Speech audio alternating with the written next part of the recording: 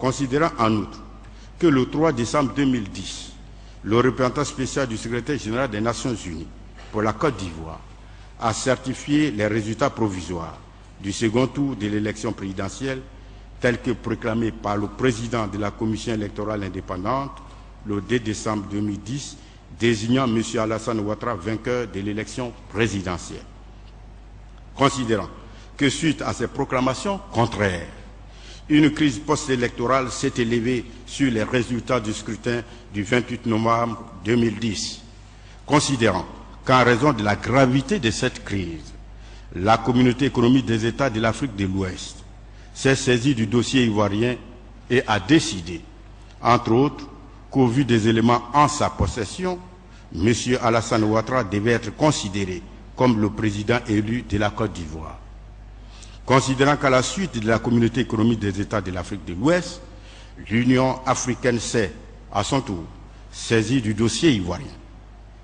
Considérant que la Côte d'Ivoire est membre fondateur de l'Organisation de l'Unité africaine depuis 1963, devenue l'Union africaine en 2000.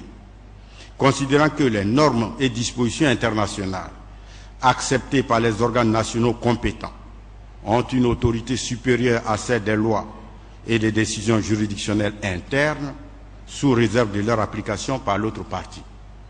Considérant que lors de sa 259e réunion du Conseil de paix et de sécurité tenue le 28 janvier 2011 à Addis Abeba, Éthiopie, l'Union africaine a décidé la mise en place d'un groupe de haut niveau présidé par le président de la République islamique de Mauritanie et comprenant les chefs d'État d'Afrique du Sud, du Burkina Faso, de la Tanzanie et du Tchad.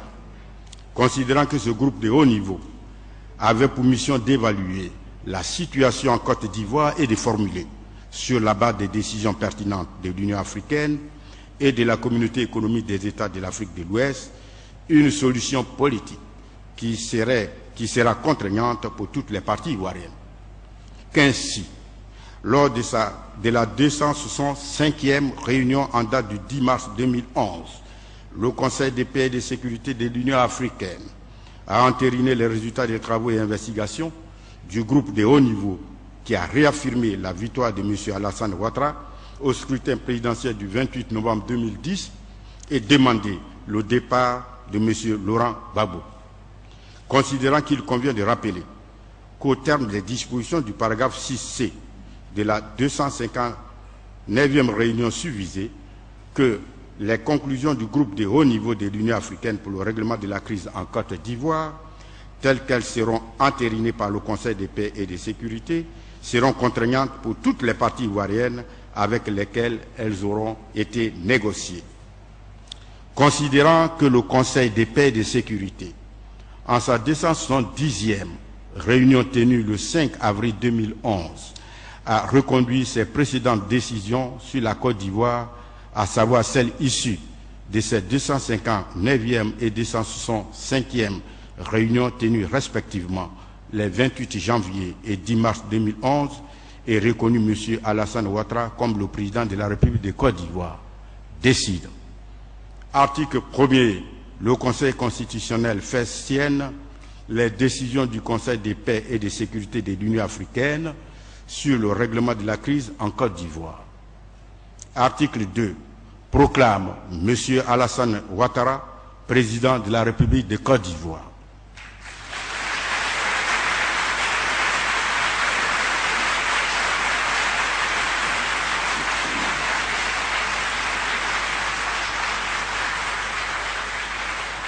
Article 3. En raison des circonstances exceptionnelles, le Conseil constitutionnel prend acte des décisions prises par le président Alassane Ouattara et les déclare valides.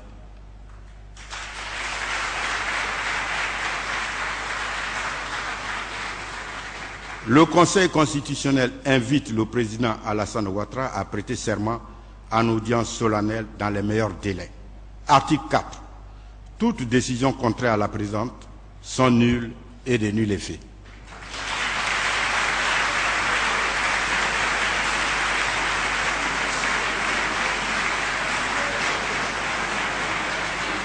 en raison de la supériorité des normes internationales sur les normes internes. Article 5. La présente décision sera affichée et publiée au journal officiel de la République de Côte d'Ivoire, délibérée par le Conseil constitutionnel en sa séance du 4 mai 2011. Je vous remercie. Merci, Monsieur le Président. Monsieur Paul Yaoundé, qui a donné lecture de la décision portant proclamation de Monsieur Alassane Ouattara comme président élu de la République de Côte d'Ivoire. Cette étape est essentielle, Thomas.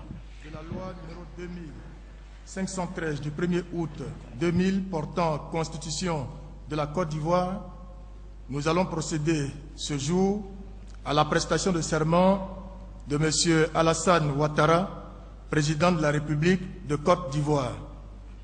Le service du protocole est prié de bien vouloir procéder à l'installation du président de la République en vue de la prestation de serment. Je vous remercie. Voilà, pendant que le président de la République va être installé sur le pupitre devant lequel il prêtera serment, je réponds à l'interrogation que vous disiez tout à l'heure, Lazare. Bien sûr, le fondement essentiel de la décision du Conseil constitutionnel est la primauté ou la prééminence de la norme internationale sur la norme interne. Vous savez que beaucoup d'accords internationaux ont régi la sortie de crise en Côte d'Ivoire et le Conseil constitutionnel vient donc de reconnaître la prééminence de ces normes-là sur les normes nationales. Ok, donc là, le président est installé devant le pupitre pour sa prestation de serment, Thomas. Oui, le statut présidentiel, il l'a déjà parce que, en fait comme en droit, la prestation de serment par écrit qui a été transmise début décembre 2010 au Conseil constitutionnel avait pour objet et même a eu pour effet de... Nous laissons écouter la prestation de serment. Devant le peuple souverain de Côte d'Ivoire, je jure solennellement et sur l'honneur de respecter et de défendre fidèlement la Constitution, de protéger les droits et libertés des citoyens, de remplir consciencieusement les devoirs de ma charge dans l'intérêt supérieur de la nation. Que le peuple me retire sa confiance et que je subisse la rigueur des lois si j'ai trahi mon serment.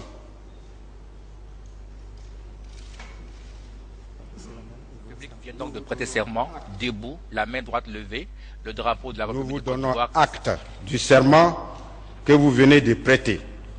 Disons que du tout, il sera dressé procès-verbal pour être recouru en cas de besoin. Merci. Le président du Conseil constitutionnel vient donc lui aussi debout de recevoir le serment du président de la République et lui en donne acte. Maintenant, le président de la République va prendre place dans son fauteuil sur l'estrade dressée à cet effet.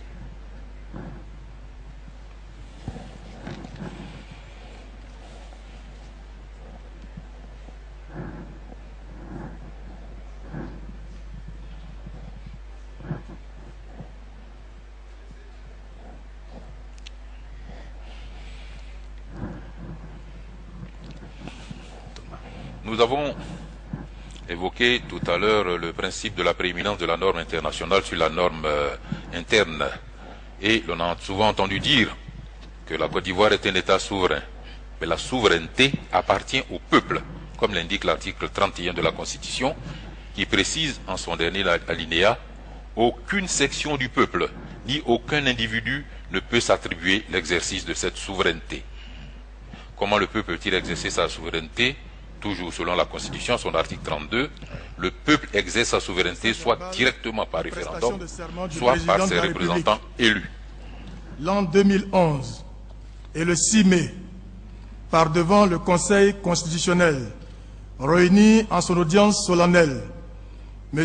Alassane Ouattara, président de la République de Côte d'Ivoire, a prêté le serment conformément aux dispositions de l'article 39 de la loi 2000-513 du 1er août 2000 portant constitution de la Côte d'Ivoire. Le Conseil constitutionnel lui en a donné acte, en foi de quoi le présent procès verbal a été dressé et signé pour y être recouru en cas de besoin. Le secrétaire général, Bassi Kouadiané, le président du Conseil constitutionnel, professeur Paul Yao Ndré. Je vous remercie. Lecture vient donc d'être faite du procès verbal de la prestation de serment par le secrétaire général du Conseil constitutionnel. Alors, on attend maintenant l'allocution du président du Conseil constitutionnel. Excellence, Monsieur le Président de la République de Côte d'Ivoire, Monsieur le Premier ministre, ministre chargé de la Défense, Monsieur le Président de l'Assemblée nationale, Mesdames et Messieurs les Présidents des institutions de Côte d'Ivoire, Madame la Première Dame de la République de Côte d'Ivoire, Mesdames et Messieurs les ministres, Excellentes Mesdames et Messieurs les ambassadeurs, Monsieur le Président de la Commission Vérité et Réconciliation,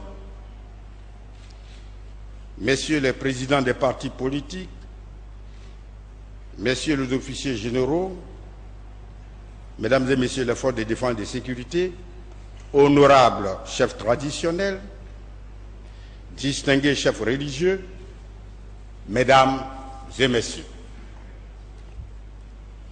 Monsieur le Président de la République, Excellences, Mesdames et Messieurs, honorables invités, avant tout propos, je voudrais vous inviter à vous lever pour observer une minute de silence à la mémoire de tous les morts en Côte d'Ivoire depuis la crise.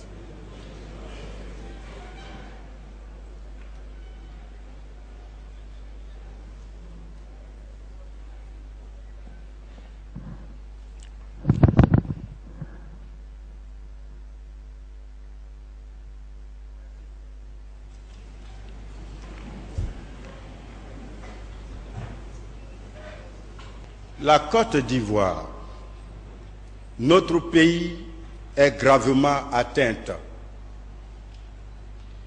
Elle est touchée, elle est même couchée. Comment la ressusciter? Comment la remettre à l'endroit? Le recours à nombre de paramètres ou vecteurs d'orientation peuvent